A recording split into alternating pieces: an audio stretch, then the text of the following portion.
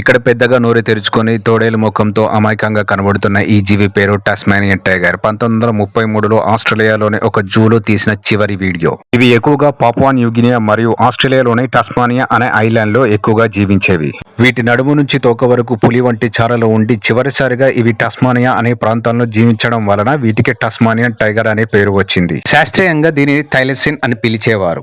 20వ శతాబ్దం మొదట్లో యూరోప్ నుంచి అత్యధిక సంఖ్యలో ప్రజలు ఆస్ట్రేలియాకు వలస వచ్చి అక్కడ వ్యవసాయాన్ని ఆరంభించారు. అలాగే వ్యవసాయానికి ఉపయోగించే పశువులకు వీటి వల్ల ప్రమాదం ఉందని మరియు వీటి రంగురంగుల చర్మం కోసం వీటిని విచ్చలవిడిగా వేటాడడం మొదలుపెట్టారు. ఇలా వేటాడడంతో గణనీయంగా వీటి సంఖ్య తగ్గిపోయి చివరికి అంతరించిపోయే స్థాయికి చేరుకుంది. 1993లో చివరిగా మిగిలిన 3 టాస్మానియన్ టైగర్లను తీసుకువచ్చి జూలో పెట్టి పునరుత్పత్తి కోసం ఎంత ప్రయత్నించినా సత్ఫలితాలను ఇవ్వలేదు. 1936లో చివరిగా ఈ భూమి మీద ఈ టాస్మానియన్ టైగర్లు అంతరించిపోయాయి. మనిషి అనే స్వార్థ జీవి వల్ల అంతరించిపోయిన అరుదైన జీవి ఈ టాస్మానియన్ టైగర్.